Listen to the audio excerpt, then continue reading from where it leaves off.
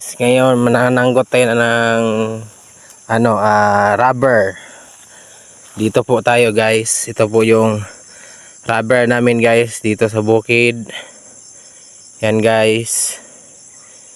Yan guys, ito po yung pangsanggot natin. And ngayon tuturuan ko kayo kung paano magsanggot ng rubber.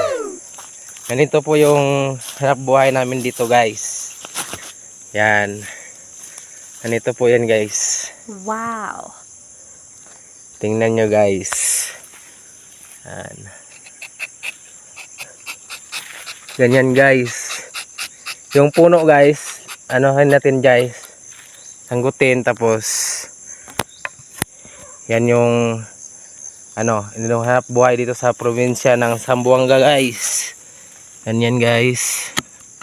Tingnan mo guys. Ganyan.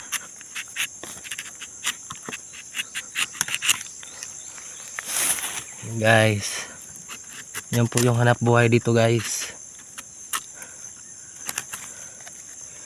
Yan po yung guys, yung ito po yung nalagayan is ng nyog. Wow. Tumutulo po lang yan dito guys. Pag tumutulo yan dito, na yan. Pag abot ng isang kalahating buwan, yan, pwede natin ibibenta. Yan guys. Ganito yung pagsanggot guys. Diba? Yan. Susunod po yung niya, yung tagas niya.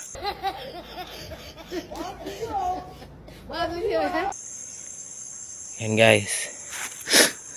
Ito dito po tayo sa probinsya ng bukid namin guys. Ang ganda no, maraming mga dito guys. Maraming mga prutas. Wow. Diba? Sama ko yung papa ko guys, sa kabila po yung papa ko guys. Buhay probinsya lang guys yan. Kailangan na tutulo po yan guys. Tingnan mo yan guys. Tulo yan dito guys. Yan. Ito po yung kapirahan dito sa probinsya ng Zamboanga guys. Ito po yung sanggutan namin guys. Papunta doon sa kabila. Yan. Tapos papunta doon sa taas. Yan guys. Tapos ito yung malakas. Malakas po ito tumagas guys. Bukan natin guys. Yan guys. Tingnan mo guys. Tingnan mo guys. Yan. Hindi lang siya matunong. Kailangan matunong siya guys.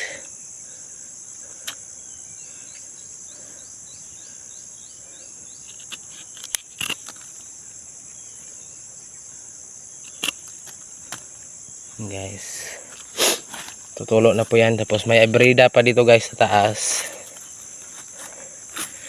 Yan. Ito po yung pansit niya guys. Pwede po to yan pwede po yan pag maipon mo yan, pwede yan binta din. Wow. Or gagawing apoy. Yan guys. Ito po yung umaga pa lang nagsasanggot na po kami dito sa probinsya namin. Yan. Isa po yung parang street siya. Papunta doon guys. And guys, yun update ko kayo sa next nating video. And sa mga taga-probinsya lang po yung makarelate nito yung video na to. And see you sa next nating video.